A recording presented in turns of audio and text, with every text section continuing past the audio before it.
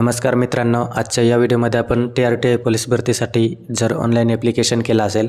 किंवा त्यांच्यातच PSI STI आणि ASसाठी जर ॲप्लिकेशन केलं असेल आणि CET एक्झाम जी आहे तर ती आपण त्या ठिकाणी दिलेली असेल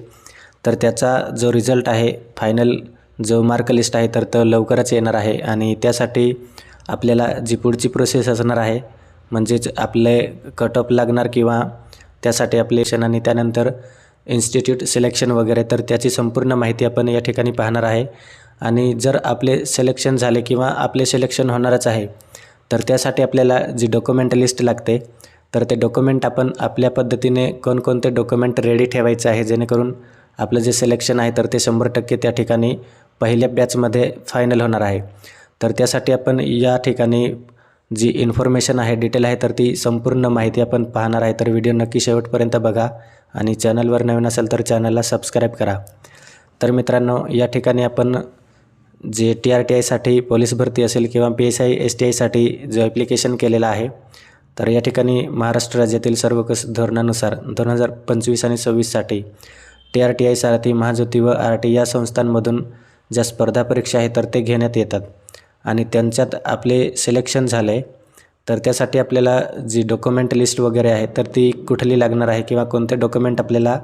त्या ठिकाणी रेडी ठेवायला लागणार आहे तर त्याची माहिती आपण या ठिकाणी पाहणार आहे पहिल्यांदा। तर या ठिकाणी आपण पाहू शकतो कोणत्याही योजनेच्या लाभासाठी उमेदवाराकडे आवश्यक असलेल्या शैक्षणिक अर्हता तसेच इतर संबंधित कागदपत्रांची यादी। तर त्या ठिकाणी आपल्याला जे कास्ट सर्टिफिकेट असेल म्हणजेच जमातीचे जात किंवा जमातीचे मूळ प्रमाणपत्र आणि त्यानंतर जमातीचे वैधता मूळ प्रमाणपत्र तर जी व्हॅलिडिटी असते कास्ट व्हॅलिडिटी तर ती तुम्हाला त्या ठिकाणी लागणार आहे। कास्ट आहे आणि जी व्हॅलिडिटी आहे तर ती दोन्ही डॉक्युमेंट जे आहे तर ते आपल्याला लागणार आहे। परंतु काही विद्यार्थ्यांना त्या ठिकाणी जे TRTI थ्रू लेटर दिले होते शिफारसपत्र म्हणून तर ते आपल्याला व्हॅलिडिटी काढण्यासाठी दिलेले होते, परंतु त्या ठिकाणी काही विद्यार्थ्यांचे जे कास्ट व्हॅलिडिटी आहे तर त्यांच्यात काही डॉक्युमेंट प्रॉब्लेम असल्यामुळे बऱ्याच विद्यार्थ्यांना त्या ठिकाणी ज्या क्युरी आहे तर ते आलेले आहे आणि त्यामुळे त्यांचे जे व्हॅलिडिटी आहे तर ते अजूनपर्यंत आलेले नाही। तर डॉक्युमेंट व्हेरिफिकेशन करताना त्यांना बऱ्याच अडचणी येणार आहे तर त्यासाठी आपण जो व्हिडिओ आहे तर तो घेऊन आलेला आहे। तर लवकरात लवकर आपली जी कास्ट व्हॅलिडिटी असेल तर ती अजूनपर्यंत आली नसेल तर त्याची आपण त्या क्युरी काय आहे किंवा त्याची माहिती आपण काढायची आहे किंवा सोल्युशन काय आहे त्याप्रमाणे जे सोल्युशन आहे तर ते आपण त्या ठिकाणी बघायचे आहे। त्यानंतर आपल्याला 10वी आणि 12वीसाठी जे सर्टिफिकेट असतात किंवा मार्कशीट असतात तर ते लागणार आहे। जर आपले ग्रॅज्युएशन झाले असेल आपल्याला जर PSI STIसाठी आपण ॲप्लिकेशन केलं असेल तर तुम्हाला ग्रॅज्युएशनचे जे डॉक्युमेंट आहे तर ते त्या ठिकाणी लागणार आहे। त्यानंतर डोमासाईल सर्टिफिकेट असतो तर तो तुम्हाला त्या ठिकाणी लागणार आहे। त्यानंतर आधार कार्ड लागणार आहे आपल्याला आणि आधार कार्डसोबत जो बँक लिंक असतो तर NPCIला जे आधार कार्ड लिंक असणार जे बँक अकाउंट लिंक असणार तर त्याच अकाउंटला जी DBT असते तर ती आपल्याला TRTI थ्रू मिळत असते तर ते सुद्धा आपण एकदा चेकआउट करायचं आहे आणि तोच पासबुक आपल्याला त्या ठिकाणी जमा करायचा आहे। त्यानंतर काही विद्यार्थ्यांचे जे रिझर्वेशन असतात तर हँडिकॅप वगैरे असतात तर त्यांच्यात त्या ठिकाणी जो सर्टिफिकेट असतं तर तो त्या ठिकाणी लागणार आहे आणि आपल्याला जो इन्कम सर्टिफिकेट वगैरे आहे तर ते त्या ठिकाणी आपल्याला 1 वर्षाचा असेल किंवा 3 वर्षाचा असेल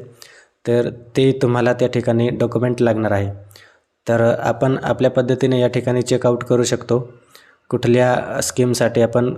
किती महिने ट्रेनिंग घेणार आहे आणि त्यासाठी आपल्याला किती DBT मिळणार आहे। तर या ठिकाणी आपण पाहू शकतो पोलीस भरतीसाठी आपल्याला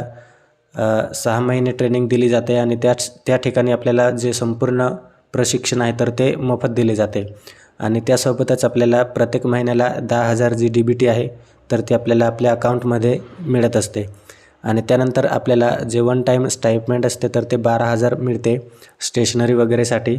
तर ते आपल्याला वन टाईम असते। तर अशा प्रकारची जी डिटेल आहे तर ती आपण या ठिकाणी चेकआउट करू शकतो आणि ज्यांनी या ठिकाणी जी व्हॅलिडिटी आहे तर ती अप्लाय केली असेल अजूनपर्यंत त्यांना आपल्या ॲप्लिकेशनचा स्टेटस वगैरे काहीसुद्धा माहिती नसेल तर त्यांनी एकदा आपल्या ट्रायबल ऑफिसला व्हिजिट करायचं आहे आणि त्या ठिकाणी जाऊन आपली जी ॲप्लिकेशन स्टेटस वगैरे आहे तर ते एकदा चेकआउट करायचं आहे लवकरात लवकर, कारण या ठिकाणी जो रिझल्ट आहे तर तो लवकरच या ठिकाणी लागणार आहे आणि त्यानंतर पुढची जी डॉक्युमेंट व्हेरिफिकेशनची प्रोसेस आहे तर ती लवकरच सुरू होणार आहे। तर त्यामुळे आपले जे डॉक्युमेंट आहे तर ते सर्व डॉक्युमेंट त्या ठिकाणी आपण रेडी करून ठेवायचं आहे, जेणेकरून आपल्याला कुठल्याही पद्धतीची